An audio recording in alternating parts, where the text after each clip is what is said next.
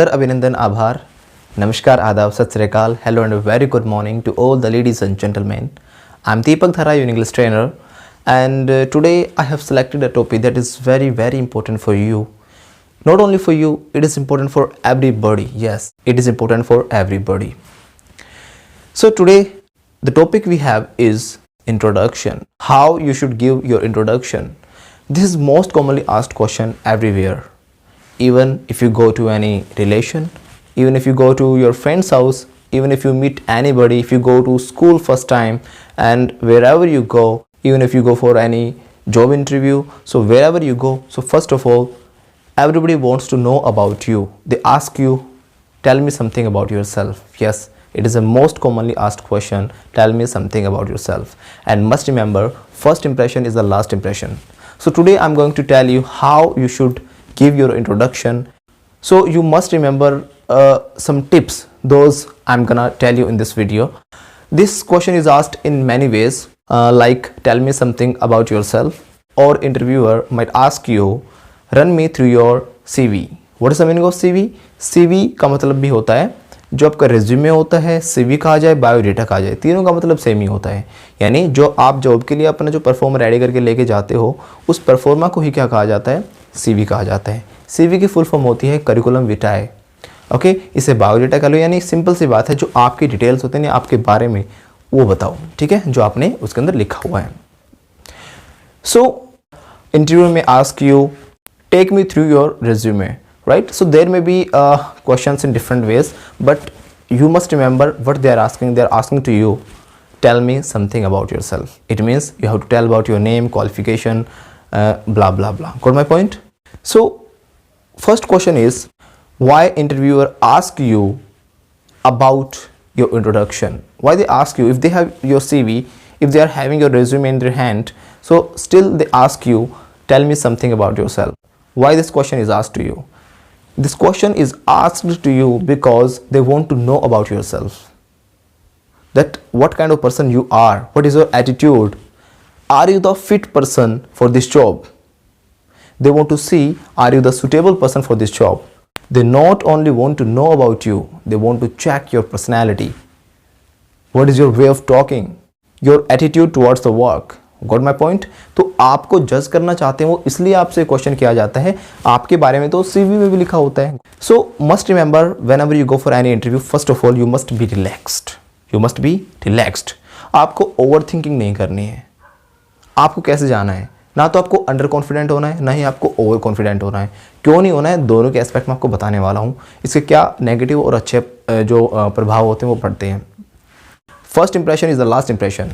Got my point? What I said, first impression is the last impression. अगर आप जाते हो और आपका पहला इंप्रेशन अच्छा पड़ता है ना, तो डेफिनेटली आपके 50% से ज़्यादा चांसेस हो जाते हैं कि आपका सिलेक्शन उस जॉब इंटरव्यू में होगा ही होगा। So what you have to do for that, you have to wear a beautiful smile. Yes, you have to wear a beautiful smile. Only clothing doesn't matter, what matters, your smile matters. If you go to any interview and the interviewer looks towards you and they say, oh, you are very dull, right? And that time you, what is your name, tell me about yourself. My name is Deepak, I live at Chaunti village. So is this the right way to give answers? No, there must be a beautiful smile on your face, like, hello sir, good morning, my name is Deepak and I live at Chaunti village. तो एक अच्छा impression पड़ता है जब आपके पास smile होती है। तो पहली बात आपको क्या याद रखनी है, whenever you go for any interview or wherever you are giving your introduction, you must remember you have to wear a beautiful smile. Got my point? Next thing what you have to do, next thing is that people start telling about their family. Yes, whenever the question is asked to you, give me your introduction, mostly people start with family background. They say there are 5 members in my family, my father is a shopkeeper and my mother is a housewife, so blah blah blah. So must remember, the interviewer doesn't want to ask about your family, they want to ask about you. They want to know you, your personality. Even if your father is farmer, shopkeeper, in army, he is an advocate, whatever he is, that thing doesn't matter. He wants to know about you, what you are, how is your personality. Got my point? So never start your introduction with your family. So whenever you enter in the room, so what you have to do, whenever you go to greet them, you must remember don't say informal hi hello. Don't say informal hi hello. You must wish them in a formal way. Good morning sir, good morning ma'am. Got my point? And if the interviewers are more, there are more ma'ams and sirs, so you have to say good morning ma'ams and good morning sirs. Okay, so this is the right way to say good morning, and this is the right way to wish them. After entering the room, you must say thank you sir for shortlisting me for this job, and that time there should be a beautiful smile on your face. और जब आप interview के लिए जाते हो ना, तो जितनी भी नेगेटिविटी आपके अंदर आती है, सभी नेगेटिविटीज़ को अपने माइंड से बिल्कुल रिमूव कर देना। ये सोच के मत जाना यार मेरी तो फेस ही सड़ा सा है, मुझे तो देखते निकाल देते हैं, आज भी निकाल देंगे, ये और वो पता नहीं क्या क्या सोच के जाते हो। तो ऐसा मत सोचो, फेस आपका कैसा भी हो, इट्स ओके, ठीक है ना। आपको जितनी भी नेगेटिविटीज़ होती हैं उनको सबको रिमूव करके तब जाना है। You have to keep them aside and then you should go for interview. Got my point? So what you have to do, जितनी भी नेगेटिविटीज़ हैं आपके अंदर सारी की सारी साइड में रखो, टेंशन फ्री हो जाओ, टेक अ लॉन्ग ब्रीथ, और उसके बाद इंटरव्यू देने की कोशिश करो। What are the main reasons that कि जो लोग हैं इंटरव्यू में फेल हो जाते हैं? There are two things, there are two main factors जिसकी वजह से जो लोग होते हैं इंटरव्यू में फेल हो जाते हैं। First one is under confidence, second one is over confidence. दोनों के दोनों चीज़ें आपके लिए बहुत ही ज़्यादा नुकसानदायक है।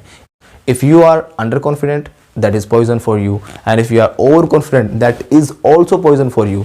Under confidence and over confidence both are poison for you, right? So you must remember, ना तो अंडर कॉन्फिडेंट होना है, ना ही आपको ओवर कॉन्फिडेंट होना है। अगर ओवर कॉन्फिडेंट हो गए तो क्या होगा? You will start making Castle's in the air. What I said, you will start making castle in the air. Castle होता है किला, तो हवा में किला बनाना, यानी हवाई महल बनाने आप स्टार्ट कर दोगे। झूठे पुलाव पकाने शुरू कर देते हैं। कुछ लोग कहते हैं कि इंटरव्यू देने जाऊंगा और सिलेक्शन हो जाएगा, मैं नौकरी लग जाएगी, कार लूँगा, ये करूँगा, वो करूँगा, दुनिया भर के सपने पाल के बैठ जाते हैं। और जिससे क्या होता है, जब इंटरव्यू में फेल होते तो बहुत बुरा लगता है, दुख होता है। देखो, फेलियर से मत डरो। पहली बात तो failures are the part of life. Yes, failures are the part of life. Failures के बिना तो सक्सेसफुल कोई हो ही नहीं सकता। तो अगर आप इंटरव्यू में फेल हो जाते हैं, इट्स ओके, डोंट वरी। आपने कुछ सीखा वहाँ से कि कैसे इंटरव्यू देना चाहिए, राइट? कि क्या कमी रही, अगर उसको अगली बार कवर करो और अच्छा बेहतर करने का अगली बार कोशिश भी करो। तो ओवर कॉन्फिडेंस होना ये भी नुकसानदायक है, और अंडर कॉन्फिडेंस होना वो भी नुकसान है। अंडर कॉन्फिडेंस में लोग क्या करते हैं, घबरा जाते हैं बहुत ज़्यादा, यार क्या होगा, नौकरी नहीं मिली तो क्या होगा, बर्बाद हो जाऊंगा, मम्मी भी बहुत बीमार रहती है, पापा बीमार रहते हैं, पापा की नौकरी थी वो भी छूट गई है, बहन की शादी भी करानी है। 3 इडियट्स का सीन याद है ना, वो सीन सामने आने लग जाता है। पापा बीमार रहते हैं, अब तो उनकी एक्जिमा की क्रीम भी इतनी महंगी आती है, याद है ना वो वाला। सो देखा आपने कितनी सारी टेंशन पाल के जाते हो, इतनी सारी टेंशन लेके साथ में जाओगे तो इंटरव्यू कभी भी अच्छा दे नहीं सकते आप। सो मस्ट रिमेंबर, ऐसा फेस बना के ना जाए, इतनी सारी टेंशन मत सोचें। आपको सिंपली जाना है कॉन्फिडेंस के साथ। हो गया तो अच्छी बात है, नहीं हुआ तो इट्स ओके। जो सीखा है उसको ट्राई करके next time I will do my best, right? So you should focus on learning, you should focus on improving. Improve करोगे तो one day definitely you would be selected in a very reputed firm. So must remember, आपको ना तो under confident होना है, ना ही आपको over confident होना है। तो आपको कॉन्फिडेंस के साथ जाना है। तो ये मत सोचो कि आप इतने सारे लोग बैठे हैं तो आपका सिलेक्शन नहीं होगा। जैसी कंडीशन आपकी होती है, द सेम कंडीशन सबकी होती है। ध्यान रखना, जितने भी इंटरव्यू में वहाँ पे बैठे होते हैं, 200, 500, 300 जितने भी लोग बैठे होते हैं, सभी की सेम कंडीशन होती है इंटरव्यू के दौरान कि यार मेरा सिलेक्शन नहीं हुआ तो मेरी ये स्किल नहीं है, मेरे पास वो नहीं है। अगर किसी के पास स्किल है तो किसी के पास कॉन्फिडेंस नहीं होता है, किसी के पास कॉन्फिडेंस है, किसी के पास अच्छी लैंग्वेज नहीं होती है, किसी की लैंग्वेज अच्छी है तो किसी के पास एक्सपीरियंस नहीं होता है। तो ये मत सोचो कि they all are perfect. Nobody is perfect in this world. So perfection किसी के पास भी नहीं है, नोबडी इज़ परफेक्ट। और आप इसी कॉन्फिडेंस के साथ जाओ कि I have to do much better than other people. And how you can do that? आपको ओवर थिंकिंग को साइड में रखना है। Over thinking can damage your quality. Yes, over thinking can damage your quality. हमारी जब quality खराब होती है ना इंटरव्यू के अंदर, वो इसीलिए होती है क्योंकि हम ओवर थिंकिंग करते हैं। हम कुछ ज़्यादा सोचने लग जाते हैं, अरे कपड़े कैसे लग रहे हैं यार, बुरा तो नहीं लग रहा हूँ, फॉर्मल पहनना था यार, दाढ़ी नहीं कटी हुई आती, ये हो जाएगा, वो हो गया, अरे यार ये वाला आंसर तो आता नहीं, वो नहीं आता। तो over thinking can be very dangerous for you. It can be lethal, it can be poisonous. Must remember, over thinking नहीं करनी है because it reduces your quality. जब भी आप ओवर थिंकिंग करते हैं ना किसी चीज़ के बारे में, आपको लगता है कि यार लोग मुझे जज कर रहे हैं, तो आपकी क्वालिटी डाउन हो जाती है। तो इसलिए ओवर थिंकिंग मत करें। Take a long breath and then you should enter that room. So interview में सिर्फ नॉलेज चेक नहीं की जाती, इंटरव्यू में चेक किया जाता है the way of giving answers, in what way you are replying. कई बार ऐसा भी देखा है मैंने, क्वालिटीज़ डिग्रीज रखी रह जाती हैं, आपका आंसर देने का तरीका, आपका जो कॉन्फिडेंस होता है वही आपको सिलेक्शन दिला देता है। Got my point? तो सिर्फ ये नहीं होता कि उसको तो बहुत नॉलेज, उसको बहुत कुछ आता है, वो ही सिलेक्टेड हो जाएगा। नो।